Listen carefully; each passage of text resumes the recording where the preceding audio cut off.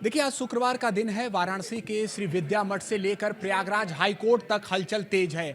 आज शंकराचार्य अविमुक्तेश्वरानंद की तरफ से प्रयागराज हाईकोर्ट में दाखिल की गई अग्रिम जमानत याचिका को लेकर सुनवाई होने वाली है। फिलहाल हम तस्वीर दिखा रहे हैं उसी विद्या मठ की। देखिए, आज नियमित तौर पर जो पूजन का कार्य है वो किया जा चुका है। इसके अलावा जो शंकराचार्य हैं उन्होंने अपने भक्तों से मुलाकात भी की है। लेकिन फिलहाल देखिए कि लगातार इस मठ पर हलचल जो है वो तेज है। क्या होगा सुनवाई में, क्या कुछ होगा, मुकुंदानंद जी से भी हम बात करने का प्रयास करेंगे। गुरुजी, एक कमेंट हम जरूर लेना चाहेंगे कि न्यायालय में अब से कुछ ही देर में सुनवाई शुरू होने वाली है। न्यायालय से क्या उम्मीद है?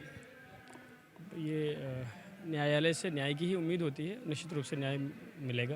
आज सब कुछ स्पष्ट हो जाएगा लगता है आप? स्पष्ट पहले दिन से है कि हमारे खिलाफ षड्यंत्र किया जा रहा है। स्पष्ट पहले दिन से है कि मनगढ़ंत आरोप लगाए जा रहे हैं। अब कुछ स्पष्ट होना शेष थोड़ी रह गया है। हम निर्दोष हैं। हमारे ऊपर षड्यंत्र के तहत हमको फंसाने की कोशिश की जा रही है। ये स्पष्ट है, इसमें कोई शंका नहीं है। हम लोगों को भी नहीं है, समाज को भी नहीं, सबको स्पष्ट है। तमाम आरोप लगाए गए इस मठ को लेकर, तमाम बातें कही गई लोगों की तरफ से। क्या आप मानते हैं कि आज न्यायालय में सब कुछ तस्वीर साफ हो जाएगी, उन लोगों को भी जवाब मिल जाएगा? न्यायालय में तो इस विषय को लेकर कोई विमर्श है नहीं, इसलिए न्यायालय में क्या होगा नहीं होगा और इस विषय को लेकर तो कोई न्यायालय में तो एक विषय विशेष को लेकर के बातचीत है। जहाँ तक जिसको भी जो प्रवाद फैलाना हो, प्रवाद फैलानों के मुंह पे तो वालों के मुंह पे हाथ तो हम रख नहीं सकते हैं। जिसको जो फैलाना हो फैला ही सकता है। हम बस इतना ही कहना चाहते हैं कि जो हमारा मठ है ना, ये सब के लिए उपलब्ध है। सब लोग इसमें आते हैं, जहाँ तक जाना चाहें सब लोग जाते हैं, आज भी जा रहे हैं। कैमरा ऑन कैमरा हम लोग केवल इसलिए नहीं ले जाना चाहते हैं क्योंकि हमारे बच्चों की सुरक्षा का सवाल है। छोटे बच्चे हैं, उसमें पढ़ते लिखते हैं वो।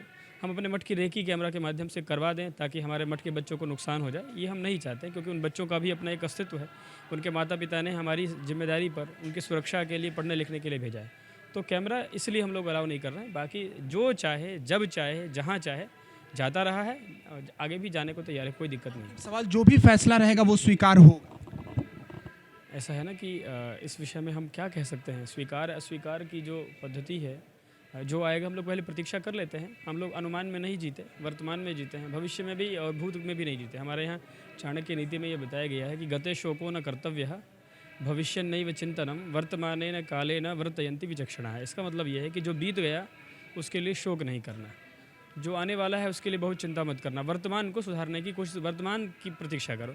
तो हम प्रतीक्षा करेंगे, जो होगा उस समय समयानुसार जो निर्णय हमारे यहाँ के विशेषज्ञ लोग लेंगे, हम सब लोग उसमें साथी हैं, कोई दिक्कत ही नहीं। हमारे साथ बातचीत के लिए जुड़े थे मुकुंदानंद जी, जो आरोपी हैं इस मामले में। फिलहाल ये देखिए कि जो महिलाएं हैं काशी की, वो भी यहाँ पर बैठी हैं। कभी भजन कहती हैं, कभी शंकराचार्य जी के लिए प्रार्थना कहती हैं।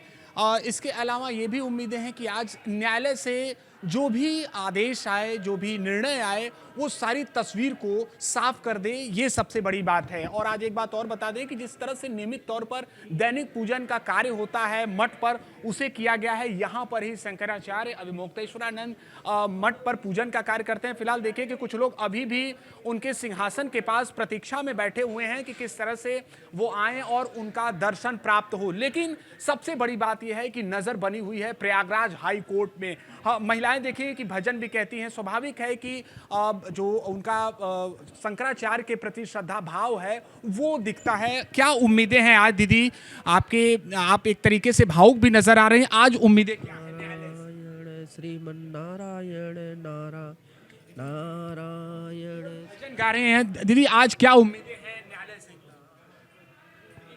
नहीं चाहती हैं लेकिन सिर्फ भजन गाती हुई नजर आ रहे हैं। और आप देखिए कि जो लोग वहां पर बैठे हुए हैं वो प्रतीक्षा में हैं। अभय जी भी हमारे साथ जुड़े हैं, हम उनसे बात करेंगे। जाने माने कलाकार हैं। अभय जी मुलाकात करने आए हैं शंकराचार्य जी से और आज न्यायालय पर भी नजर बनी हुई है, क्या कहेंगे आप? देखिए, न्यायालय पर जो नज़र है, न्यायालय अपनी स्थापित प्रक्रिया के तहत जो कुछ भी होता है वो करता है। लेकिन मूल विषय ये है कि जब जिसने खुद ही स्वयं ये कह दिया है कि भाई आप इसमें विलंब क्यों कर रहे हैं, अगर कोई ऐसी बात है तो आप उसकी त्वरित एक दिन में सुनवाई करिए। बैठिए, सभी पक्षों को बुलाइए, 1 दिन 2 दिन 3 दिन जो लगे सुनवाई करके। और उन्होंने तो स्वयं कहा है कि जो कठिन से कठिन, कड़े से कड़ा दंड है वो दिया जाए शंकराचार्य के। जब कोई खुद ही इस चीज़ के लिए तैयार है, जो निर्दोष है और कोई ऐसी बात ही नहीं है, और सब ये जानते हैं कि कब कौन सी बात किस प्रकरण से किससे प्रेरित होकर के आ रही है, ये तो सर्वविदित है, ये कोई नई बात तो है नहीं। ये अभय जी हमारे साथ थे जिनका साफ कहना है कि खुद ही शंकराचार्य जी ने कहा कि इस मामले में कोई विलंब नहीं होना चाहिए, जो भी दोषी है अगर कोई दोष सिद्ध होता है तो उस पर कठोर से कठोर दंड दिया जाना चाहिए।